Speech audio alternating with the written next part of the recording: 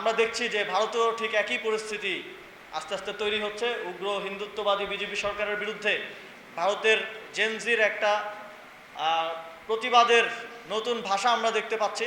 এটা social media দিয়ে শুরু হয়েছে, কিন্তু সামনের দিনে যে কোনো ধরনের এ ধরনের বক্তব্য কিংবা এই ধরনের জনগণকে মুখোমুখি দাঁড় করিয়ে দেওয়ার প্রেক্ষাপটে আমরা হয়তো দেখব যে সেখানে আমাদের বন্ধুরা, আমাদের প্রজন্মের যারা আছে তারা রাজপথে নেমে আসবে এবং এই উগ্র হিন্দুত্ববাদীদেরকে উপমহাদেশ থেকে বিতাড়িত করবে। এবং এরা তো অনেক কিছু বলে, আমরা শুনি, হাস্যকর অনেক কথা বলে যে এরা বাংলাদেশ দখল করবে, মিয়ানমার দখল করবে, পাকিস্তান দখল করবে, নেপাল ভুটান দখল করবে, কিন্তু এরা এদের দেশ থেকেই অতি দ্রুত সময়ের মধ্যে বিতাড়িত হবে। এবং সেটা পুরো পৃথিবীতে যে গ্লোবালি যে জেনজি আপরাইজিং হচ্ছে, এই আপরাইজিং শুধু গণঅভ্যুত্থানের ফরম্যাটে না, অনেক জায়গায় তো শুধু রাজনৈতিক সচেতনতার ফরম্যাটেও হচ্ছে।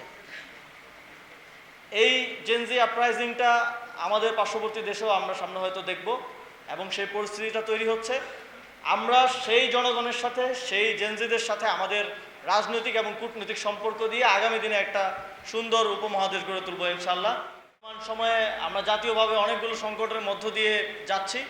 এই সকল সংকটের একটাই কারণ, আমাদের যেই নবনির্বাচিত সরকার, তাদের রাষ্ট্র পরিচালনার ব্যর্থতা।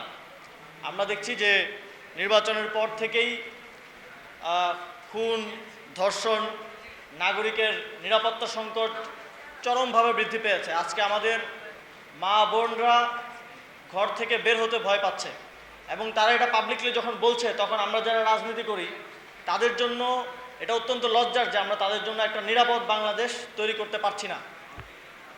তবে এই ক্ষেত্রে সবচেয়ে বড় ব্যর্থতার দায়টা সরকারকে নিতে হবে।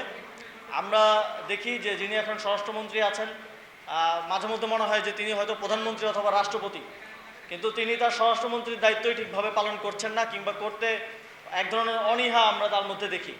তো আমাদের এর বাইরেও আমরা খুব অস্বাভাবিক এক ধরনের বিষয় ইদানিং দেখছি, যেটা আমরা হয়তো অনেক আগে দেখতাম, যে একই ধরনের কিলিং, যেমন এখন গলা কেটে হত্যা করাটা আমরা দেখছি একটা ট্রেন্ডের মতো হয়ে গেছে। বিভিন্ন জায়গায় একই সাথে একই ধরনের ঘটনা ঘটছে। তো এগুলোর ক্ষেত্রে আমাদের আইনশৃঙ্খলা বাহিনী, রাষ্ট্রের এজেন্সি যারা আছেন, তাদেরকে সতর্ক হতে হবে, এবং এটা কোনো ধরনের অভ্যন্তরীণ কিংবা বহিঃশত্রু ষড়যন্ত্রের অংশ কিনা সেটাও আমাদেরকে সচেতনভাবে নাগরিক হিসেবে দেখতে হবে, এবং রাষ্ট্রকে সেটা খতিয়ে বের করতে হবে, এবং এ বিষয়ে স্পষ্টতা প্রয়োজন। আমরা সরকারের প্রতি আহ্বান জানাতে চাই যে আপনারা এদেশের নাগরিকের নিরাপত্তা যদি নিশ্চিত না করতে পারেন, বারবার আমরা শুনেছি অন্তর্বর্তীকালীন সরকারের সময় যে নির্বাচিত সরকার না থাকার কারণে আইন শৃঙ্খলা পরিস্থিতি খারাপ, নির্বাচিত সরকার না থাকার কারণে মব হচ্ছে, নির্বাচিত সরকার নেই সে কারণে দেশের সব কিছু খারাপ যাচ্ছে, নির্বাচন হলেই সব সমাধান হয়ে যাবে। আমরা শুনেছি, এটা বর্তমান প্রধানমন্ত্রী থেকে শুনেছি, বিএনপির মহাসচিবের থেকে বারবার শুনেছি, কিন্তু নির্বাচনের পরে তারা দায়িত্বে আসলেন, কিন্তু কোনো কিছু সমাধান হচ্ছে না, আরও খারাপ দিকে যাচ্ছে। সুতরাং এভাবে দেশ চলতে থাকলে আমি জানি না বাংলাদেশের জনগণ আর কতদিন এটা সহ্য করবে, এবং বাংলাদেশের জনগণ সামনের দিনে বাধ্য হবে এই সরকার এবং এই ব্যর্থ রাষ্ট্র ব্যবস্থার বিরুদ্ধে রাজপথে নেমে আসতে। আমরা আরও লক্ষ্য করছি যে বাংলাদেশে 2024 সালে একটা গণঅভ্যুত্থান হয়েছে, শ্রীলঙ্কায় এর কিছুদিন আগে একটা গণঅভ্যুত্থান হয়েছে, নেপালে বাংলাদেশের গণঅভ্যুত্থানের পরে একটা গণঅভ্যুত্থান হয়েছে, এবং পৃথিবীর আরও বিভিন্ন দেশে আমরা দেখছি ইউথদের, বিশেষ করে জেনজি যাদেরকে আমরা বলি, জেন আলফা যাদেরকে বলি, তারা রাজনৈতিকভাবে সচেতন হয়ে উঠছে, এবং পুরো পৃথিবীতেই এটা ধরা হয় যে বাংলাদেশ হচ্ছে এই ইউথ এবং জেনজি আপরাইজিং এবং রেভলিউশনের প্রথম গ্রাউন্ড, এবং বাংলাদেশে এটা দেখিয়েছে পৃথিবীকে।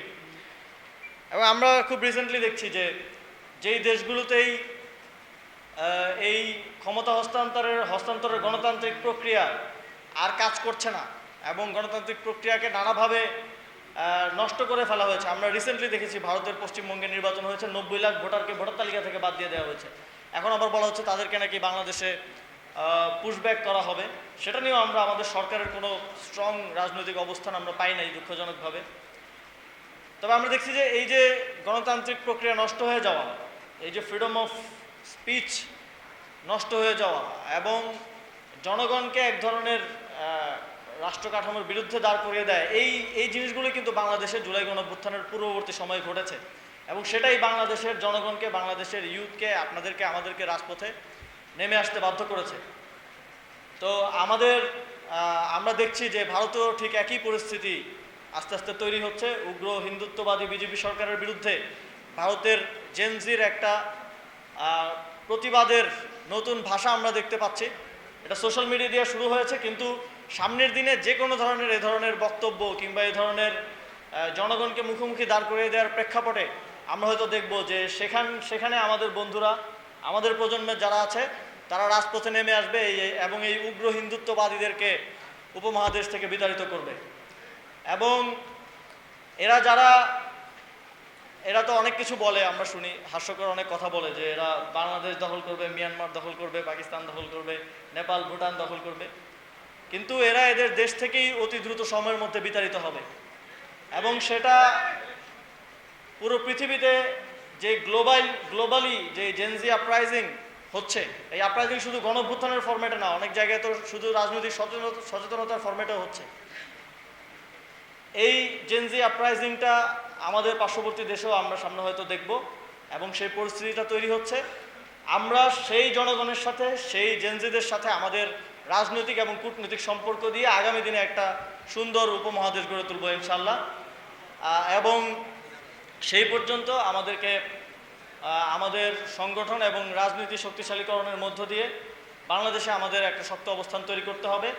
আজকে আপনারা দেখেছেন নির্মমভাবে ঝিনাইদহে নামাজ পড়তে যাওয়ার একটা প্রোগ্রাম, একটা জুমার নামাজ পড়তে যাওয়ার একটা প্রোগ্রামের পরে ছাত্রদল এবং সেখানকার বিএনপির নেতাকর্মীরা কীভাবে আমাদের সহযোদ্ধা নাসিরউদ্দিন পাটোয়ারি, তারেক রেজা সহ সেখানে যেই স্থানীয় নেতৃবৃন্দ আছেন তাদের উপরে হামলা করেছেন, সেখানে 3 জনের মাথা ফাটিয়ে দিয়েছেন।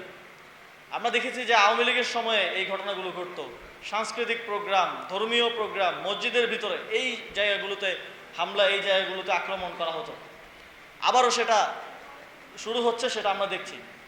এই সরকারি দল তারা রাষ্ট্র পরিচালনায় ব্যর্থ হচ্ছে, কিন্তু প্রতিপক্ষকে তারা দমন পীড়নের মাধ্যমে মোকাবিলার এক ধরনের স্ট্র্যাটেজি তারা নিচ্ছে। এটা বাংলাদেশের জন্য কোনো ভালো কিছু বয়ে আনবে না। আমরা বারবার এই নির্বাচনের পর থেকে বলছি, বিরোধী দল বারবার বলছে যে আমাদের গণভোটের রায় বাস্তবায়ন সহ এই জাতির যে আকাঙ্ক্ষাগুলো জুলাই গণঅভ্যুত্থানের মধ্য দিয়ে তৈরি হয়েছে সেগুলো আপনারা বাস্তবায়ন করেন, তারপরে আমরা একসাথে এই দেশটা পরিচালনা করি, আমরা একসাথে একটা নতুন বাংলাদেশ গড়ার দিকে এগিয়ে যাই। বিরোধী দল থেকে বারবার এই সদিচ্ছা দেখানো হচ্ছে, এই গুডউইল দেখানো হচ্ছে, কিন্তু সরকারি দল তারা ভায়োলেন্সই চাচ্ছে। ওই যে একটা মুভির ডায়লগ আছে মনে হয়, ভায়োলেন্স ভায়োলেন্স ভায়োলেন্স। তো আমাদের রক্ত গরম হইলেও, বয়স কম হইলেও আমরা বুঝি যে কখন কি করতে হবে, কখন দেশ গড়ার দিকে কাজ করতে হবে। কিন্তু যদি সরকারি দল ভায়োলেন্স চায়, যদি তারা সেটাকেই একমাত্র রাজনৈতিক হাতিয়ার হিসেবে নিতে চায়, তাহলে এটা যে আমাদের থেকে বেশি কেউ পারবে না, এটা 2024 সালের গণঅভ্যুত্থানে আমরা দেখে দিয়েছি। এবং আমাদের সাথে যদি এটা করতে চান, এই ফাইটটা কোনো রাজনৈতিক দল, কোনো নির্দিষ্ট আদর্শের সাথে হবে না, এই ফাইটটা হবে পুরো একটা জেনারেশনের সাথে। এবং এই জেনারেশনের সাথে ফাইট করার ভুলটা শেখ হাসিনা করেছিল, আশা করি এই ভুলটা তারেক রহমান করবে না। আমাদের সহযোদ্ধাদের উপর যারা হামলা করেছে, ভিডিও ফুটেজে, ছবিতে সবার পরিচয় এসেছে, আজকে রাতের মধ্যে তাদের সবাইকে অবশ্যই গ্রেফতার করতে হবে। যদি গ্রেফতার না করা হয়, তাহলে আপনারা যদি ভায়োলেন্স বেছে নেন, আমাদেরকেও ভায়োলেন্স বেছে নিতে বাধ্য হতে হবে। আপনাদের সকলকে অনেক অনেক ধন্যবাদ। আজকে যারা যোগদান করেছেন তাদের আমি রাজনৈতিক সাফল্য কামনা করছি।